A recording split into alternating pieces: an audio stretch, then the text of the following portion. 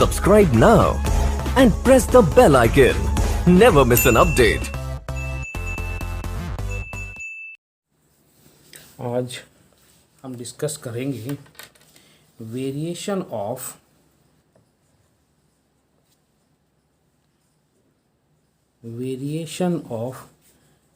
कैपेम. Kappa m means molar conductance या conductivity with dilution या with concentration. Most important topic है, समझने की ज़रूरत है. इसमें बिल्कुल सिंपल तरीके से हम समझाने जा रहे हैं. ध्यान से इस चीज़ को समझेंगे कि विद डाइल्यूशन का मतलब क्या है. एक हमारे पास में कंसंट्रेटेड सॉल्यूशन है, एक डाइल्यूट सॉल्यूशन है. इन दोनों में डिफरेंस क्या है? इसमें नंबर ऑफ पार्टिकल्स जो है, नंबर ऑफ मोल्स, जैसे मान लीजिए कि चाहे जो सोल्यूट है जिसको हमने ए से डिफाइन कर रखा है. ए क्या है? Number of moles of solute. ये बहुत ज़्यादा होने चाहिए किसके कंपेयर में? सॉल्वेंट के कंपेयर में. Number of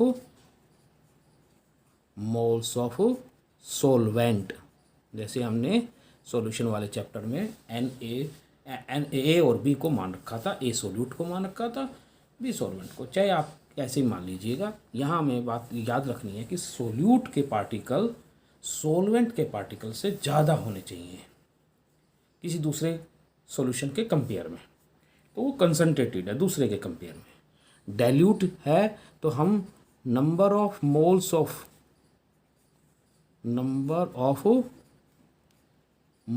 of solvent increase कर रहे हैं. जैसे जैसे बढ़ाते जाएंगे वैसे वैसे ये आप मान के चलिएगा वो डाइल्यूट होता जा रहा है, यानी कि लेस कंसंट्रेटेड होता जा रहा है. इस चीज़ को ध्यान से समझना है. और हम बात करते हैं वेरी डाइल्यूशन कहें या हम इनफाइनाइट डाइल्यूशन कहें. इस इनफाइनाइट डाइल्यूशन के ऊपर इनफाइनाइट डाइल्यूशन के ऊपर हम इस कैपेम को, मोलर कंडक्टेंस को नोट पर लगा देंगे, यानी कि इसको इनफाइनाइट डाइल्यूशन पर इसकी वैल्यू मानेंगे. इसको हम कह सकते हैं लिमिटिंग वैल्यू. क्लियर? ये molar conductance at infinite dilution पर मानी जाएगी. ये जीरो का मतलब कंसंट्रेशन जीरो ऐसा होना चाहिए, but it is not so. ऐसा नहीं है. क्या क्यों नहीं है, इसके बारे में हम डिस्कस करेंगे. ध्यान से समझिएगा. मैं एक सिंपल सा जनरल एग्जांपल की बात कर रहा हूँ, आपको जल्दी समझ में आएगा. ये एक तरह से हम इस टॉपिक को समझने के पहले की प्रिपेयर कर रहे हैं ताकि हमें टॉपिक समझ में आएगा. उससे पहले की तैयारी है. वॉल्यूम है हमारे पास में, उसी के बेस पर कैपेम की वैल्यू है. कैपेम मीन्स मोलर कंडक्टेंस की वैल्यू है. यदि हमारे पास में ये 1 ml सॉल्यूशन है, मान लीजिए कैपेम की वैल्यू हमारे पास में 0.1 है. कैपेम की वैल्यू कितनी है? 0.1 मान के चल रहे हैं हम. जैसे जैसे हमने इसका वैल्यू बढ़ाई 3 ml कर दिया, तो मान लीजिएगा इसकी वैल्यू भी 0.3 हो गई. अब जैसे हमने इसको 10 ml किया तो इसकी वैल्यू आ गई 1.3. समझने के लिए कर रहे हैं, कोई हार्ड एंड फास्ट रूल नहीं, इसके केवल समझ में नहीं। अब हम 10 ml की जगह 11 ml कर रहे हैं तो ये वैल्यू 1.3 आ रही है, और आगे बढ़ रहे हैं 12 ml कर रहे हैं तो भी 1.3 आ रही है। यानी इसको जैसे जैसे इंक्रीज करेंगे ये वैल्यू सेम रह रही है, कांस्टेंट है, ये वैल्यू कांस्टेंट है। इसका मतलब क्या हुआ? इसका मतलब ये हुआ कि इस पॉइंट पर, इस वॉल्यूम पर, इस कंसंट्रेशन पर ये कैपम की वैल्यू सैचुरेशन पर आ गई है। ये पॉइंट कहलाया सैचुरेशन पॉइंट, सैचुरेशन पॉइंट। यानी कि इस को हम कहेंगे molar conductance at infinite dilution. ये वैल्यू देखिएगा, वॉल्यूम तो हमारे पास में 10 ml है, कंसंट्रेशन तो 0 नहीं हुई ना, तो इसका मतलब ये होगा एक फिक्स पॉइंट पर जाकर ये हमारे पास में सैचुरेशन पॉइंट पर जाकर इनफाइनाइट डाइल्यूशन पर हमारे पास वैल्यू आ गई है। तो हम इसकी एक तरह से हम डेफिनेशन देंगे, ए पॉइंट ऑफ वॉल्यूम, वॉल्यूम का पॉइंट कौन सा, मान लीजिए 10 ml, जैसे यहाँ हमने एग्जांपल से बताया, where the conductance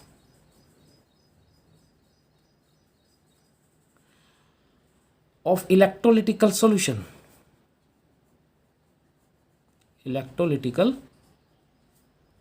solution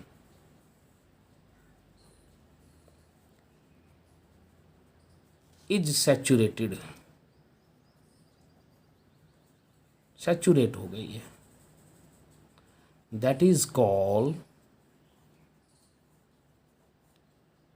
infinite dilution और जीरो कंसंट्रेशन। यहाँ हमने जो जीरो लगाया था वो जीरो कंसंट्रेशन को डिफाइन करता है, लेकिन वो एक्चुअल में जीरो नहीं है, वो फिक्स हो चुकी है 10 ml के ऊपर। तो ये वैल्यू, इसको हम कहेंगे molar conductance and infinite dilution. अब ये बात हम जो बात कर रहे हैं ये for strong electrolyte, strong electrolyte, दूसरा होगा वीक इलेक्ट्रोलाइट। अब हमारे पास में दोनों का कंसेप्ट क्लियर होना चाहिए। स्ट्रॉन्ग इलेक्ट्रोलाइट वो हैं, they are completely ionise into respective ions, ions में कन्वर्ट है या आयोनाइज्ड ऑलरेडी हैं। यदि हम डाइल्यूशन करेंगे यानी कि सोलवेंट डालेंगे, डाइल्यूशन का मतलब सोलवेंट डालना, सोलवेंट डालेंगे तो उस समय नंबर ऑफ आयंस इंक्रीज नहीं होंगे। या हम इसको इस ढंग से समझाते हैं सिंपल वे में कि स्ट्रॉन्ग इलेक्ट्रोलाइट के लिए जो डिग्री ऑफ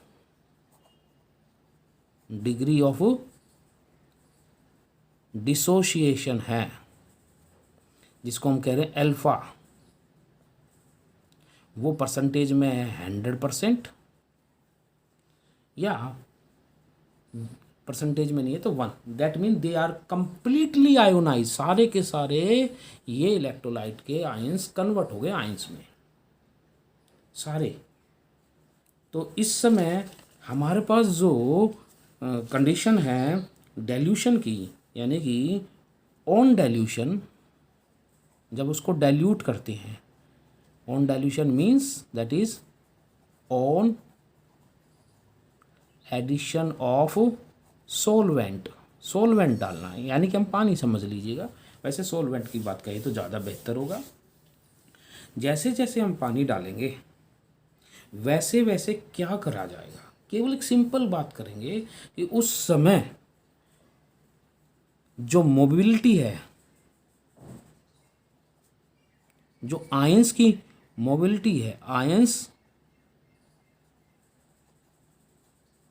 वो रैपिडली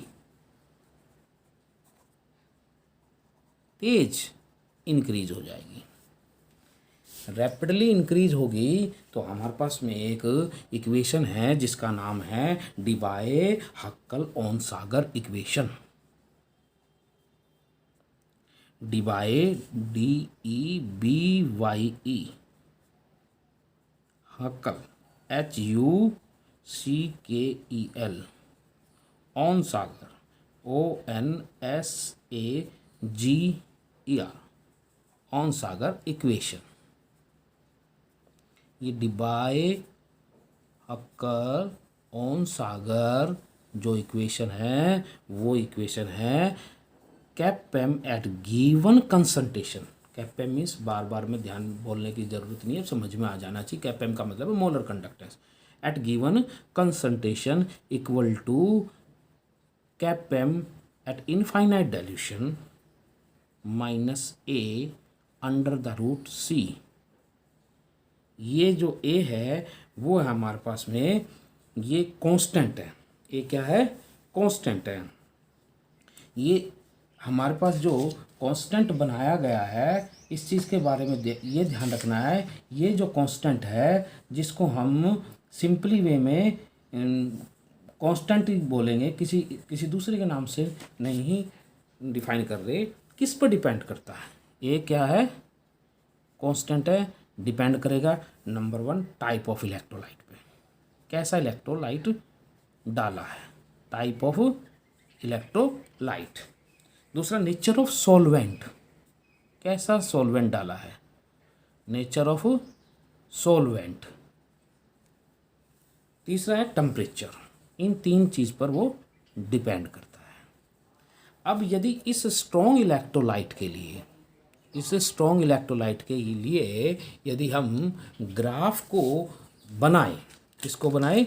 ग्राफ को बनाते हैं तो हमारे पास एक सिंपल तरीके से हम यहाँ ले लेते हैं under the root of concentration और इधर ले लेते हैं मोलर कंडक्टेंस।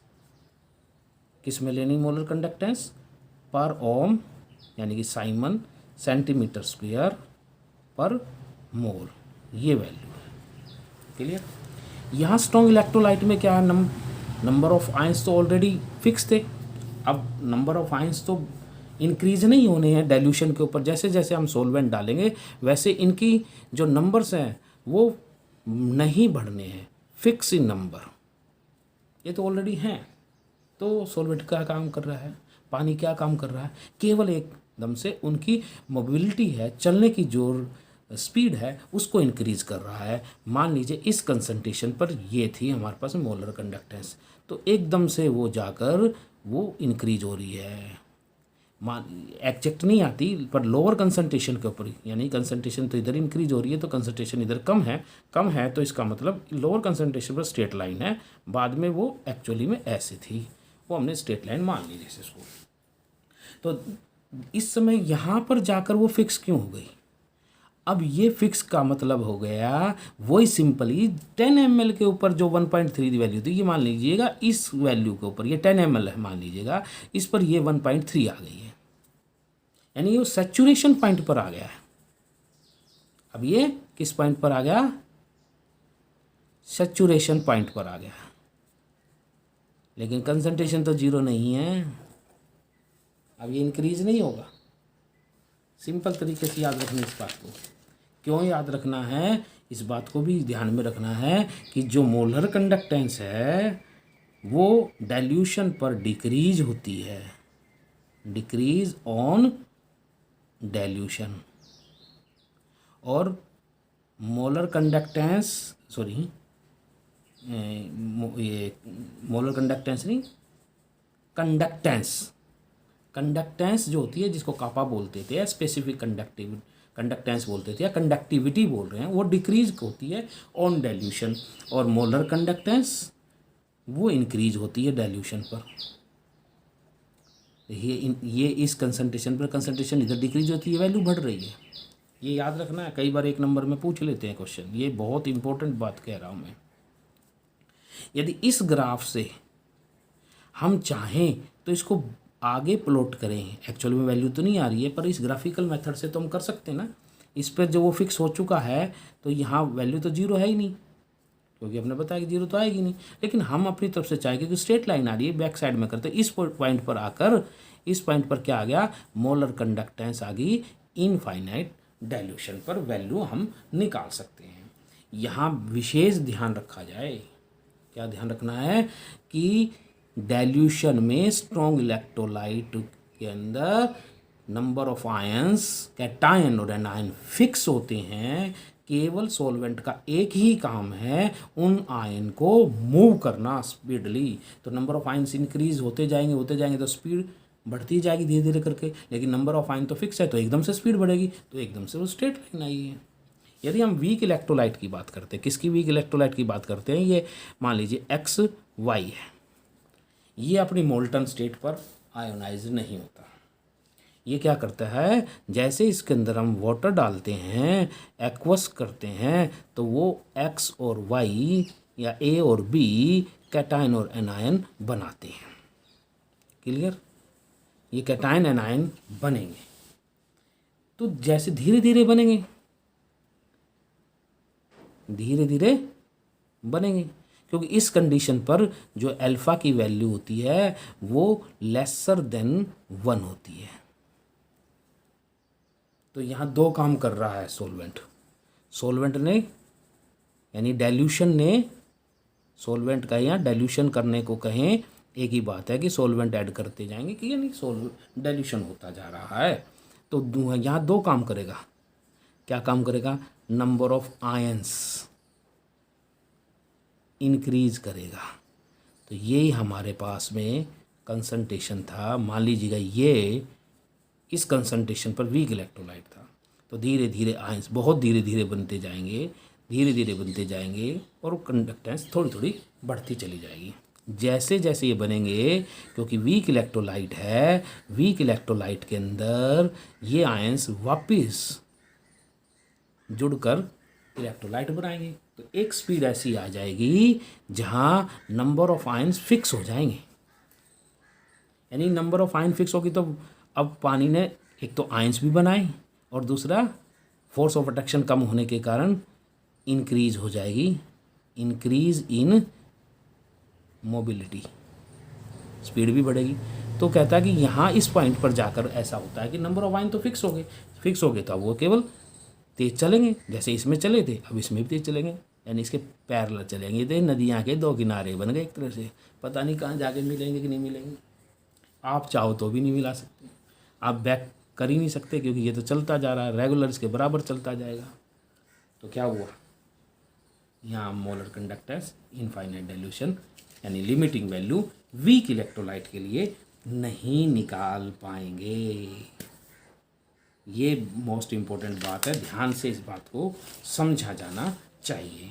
तो अब हमारे पास इसी से रिलेटेड हम एक न्यूमेरिकल करने जा रहे हैं, जिसका नाम जो होगा वो होगा कोहलर्स लॉ।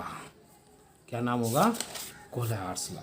ये इम्पोर्टेंट है, न्यूमेरिकल पॉइंट ऑफ व्यू से आता है। क्या चीज़ है, कोहलर्स लॉ। इसको ध्यान से समझने की कोशिश करनी है।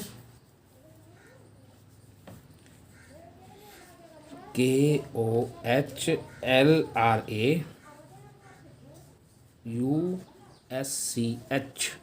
कोहलर्स लॉ बड़ा सिंपल है, मोस्ट इम्पोर्टेंट है। डेफिनेशन इतनी ज़्यादा इम्पोर्टेंट नहीं है जितना इसका न्यूमेरिकल इम्पोर्टेंट है। तो आप ध्यान से समझने की कोशिश भी करते जाना है। समझने के लिए ध्यान से इसको कंसेप्ट को क्लियर करना है कि मान लीजिए हमने एक पेयर ले लिया इलेक्ट्रोलाइट का, जिसमें एनायन कॉमन है। क्या कॉमन है, anions.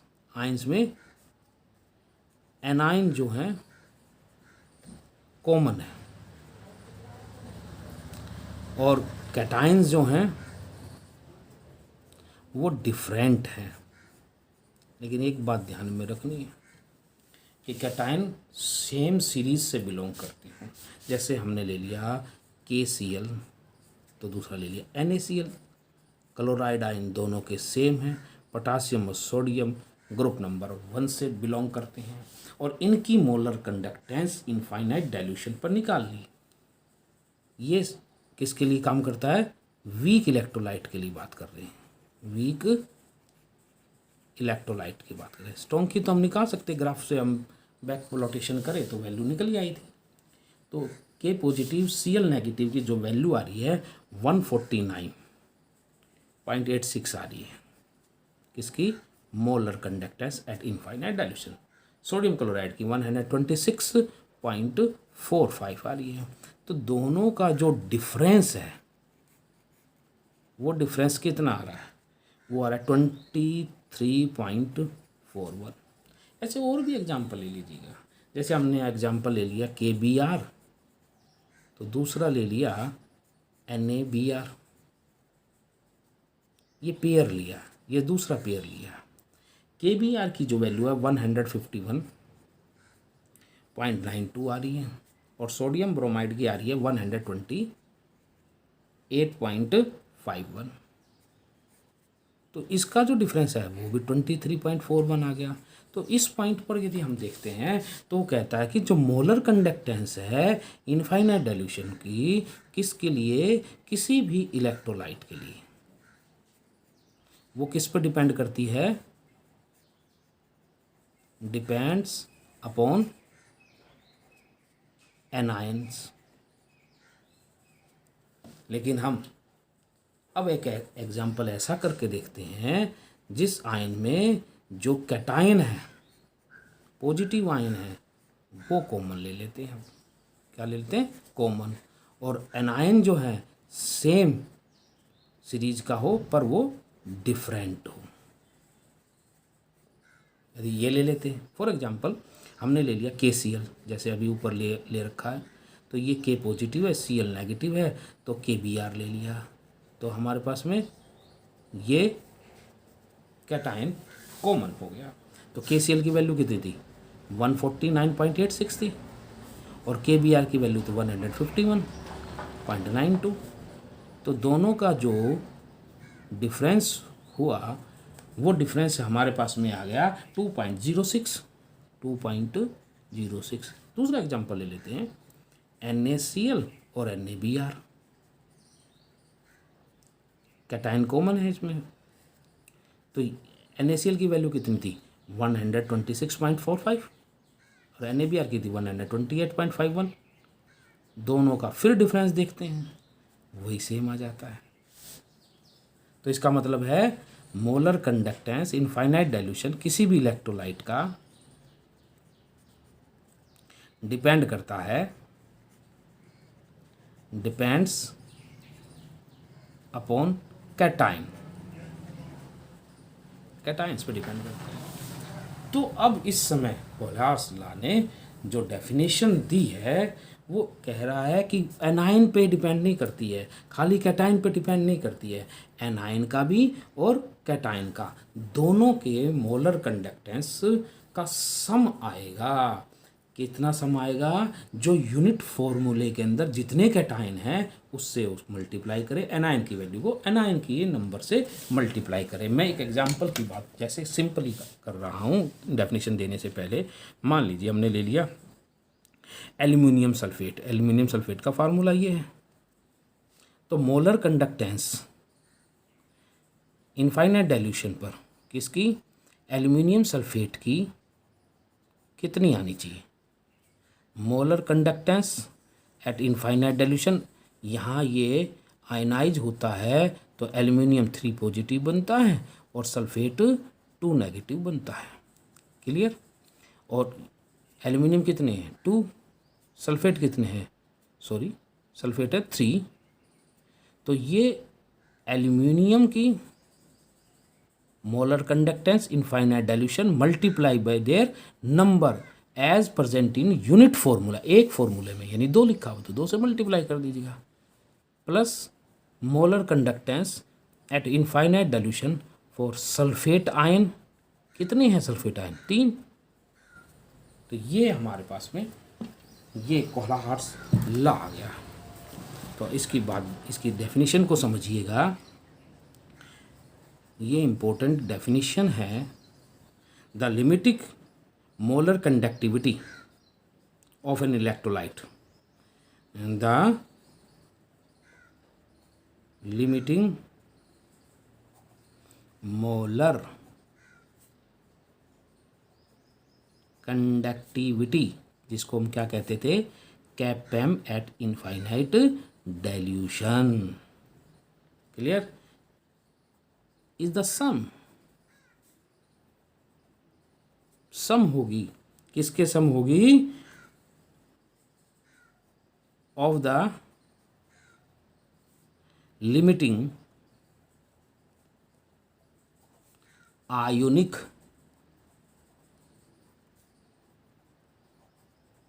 conductivities of cation and anion cation और anion each is multiplied with the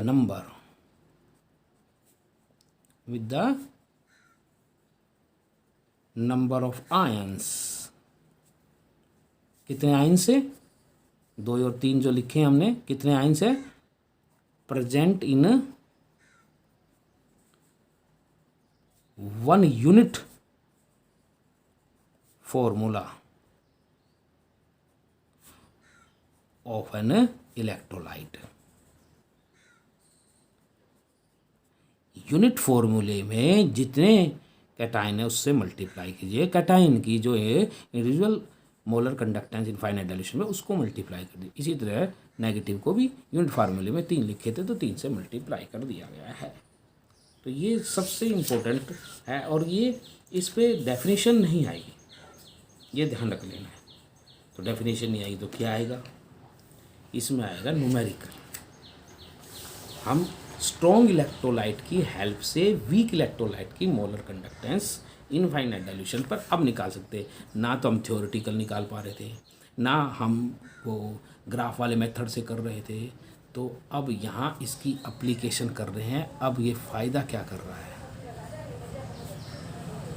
application of कोलार्स law.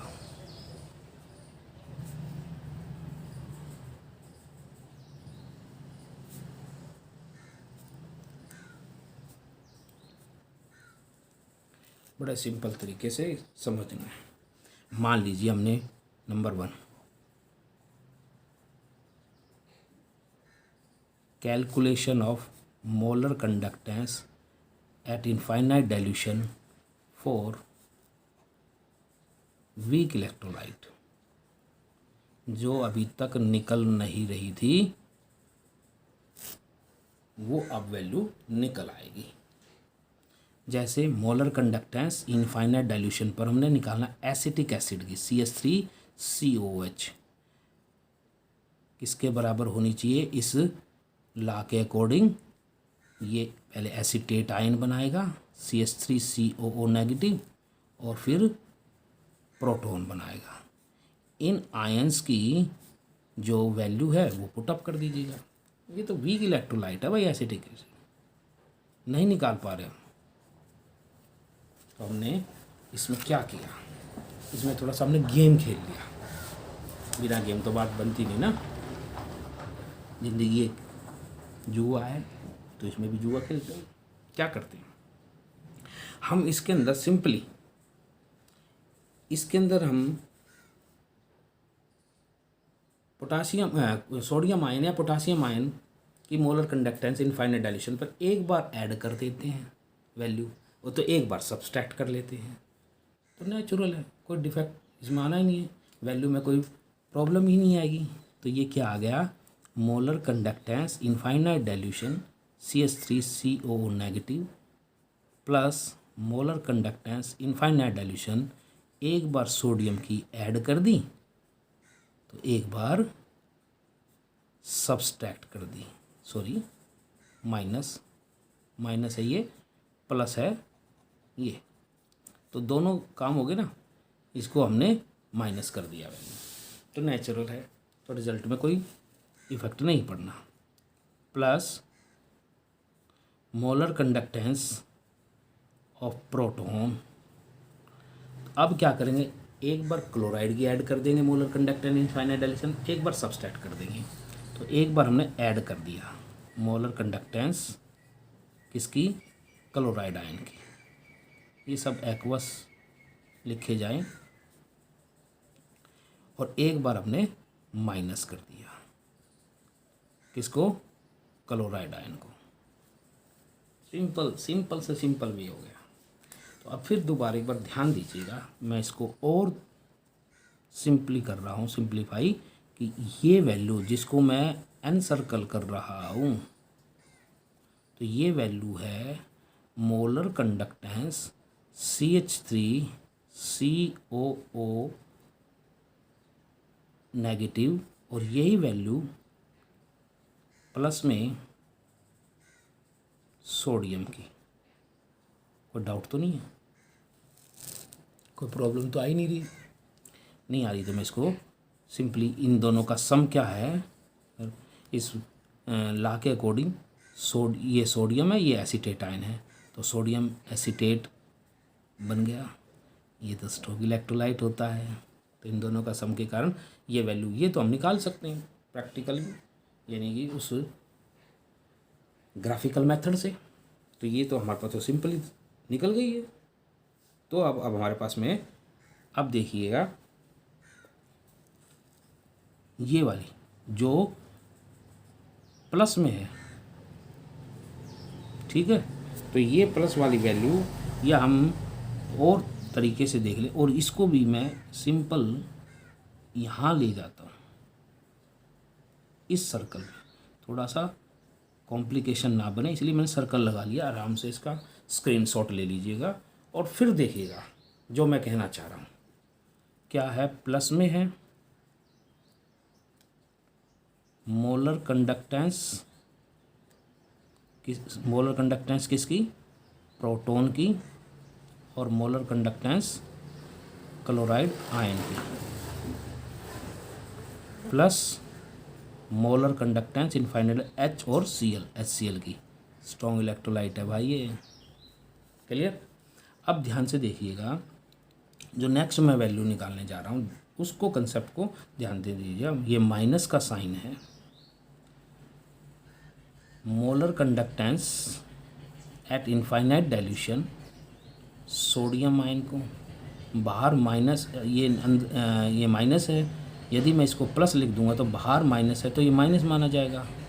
तो ये मोलर कंडक्टेंस इनफाइनाइट डाइल्यूशन पर क्लोराइड आयन का माइनस, ये क्या वैल्यू आई है, molar conductance of sodium chloride.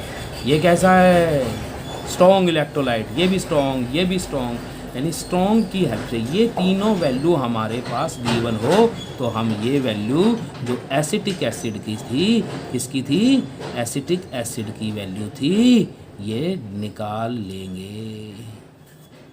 ये इस तरह से 11th में जो हेज़ल लॉ था तो उसमें क्या करता है, हम किसी भी इक्वेशन को कितनी बार डिवाइड करें, कितनी बार मल्टीप्लाई करें, किसी में ऐड करें, किसी में सब्सट्रैक्ट करें, नेट रिजल्ट वही आना चाहिए जो हम चाहते हैं। आपके पास गिवन वैल्यू इसकी होगी, इसकी होगी, इसकी होगी, तीनों की गिवन वैल्यू होगी। तीनों की गिवन वैल्यू है तो आप इसकी निकाल लेंगे। तो सिंपल तरीके से इनको करना है, कोई कन्फ्यूजन नहीं होना चाहिए। ये इम्पोर्टेंट है, कई बार एग्ज़ाम में आया भी है, हालांकि और भी इसकी एप्लीकेशन है पर न्यूमेरिकल इस पर आता है, CBSE बोर्ड में और भी आता है। दूसरा हमारे पास जो सेकंड एप्लीकेशन है वो है calculation of degree of dissociation. Calculation of degree of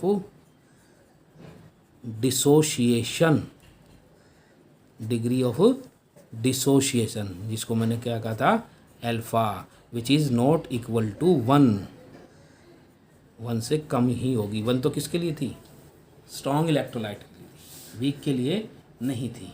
तो इसको सिंपली याद कर लीजिए, ज़्यादा कैलकुलेशन ज़्यादा मत कीजिएगा, ज़्यादा इसमें आपको टेंशन लेने की ज़रूरत नहीं है। Degree of dissociation for weak electrolyte is C alpha upon, या डिग्री ऑफ डिसोसिएशन, इसको कर सकते हैं 1 - अल्फा, इसको भी छोड़ दीजिए और सिंपल वे में बता देता हूँ। Molar conductance at infinite dilution upon given concentration and molar conductance at infinite dilution. ये वैल्यू आपको उस लॉ से, कोल्हार्स लॉ से निकालनी है। ये वैल्यू गिवन होगी, इससे हम डिग्री ऑफ डिसोसिएशन निकाल सकते हैं। क्लियर? ये तो बड़ी सिंपल सी बात आ गई, इसमें तो कोई टेंशन ही नहीं आनी चाहिए। ईजीएस्ट वे से आपने ये दूसरी हमने निकाल ली है। अब तीसरी बात करेंगे, इसमें हम थर्ड और इम्पोर्टेंट बात करते हैं, calculation of solubility. Calculation of solubility of partially या स्प्रिंगली। स्प्रिंगली का मतलब जो कम घुलते हैं, सोल्यूबल साल्ट।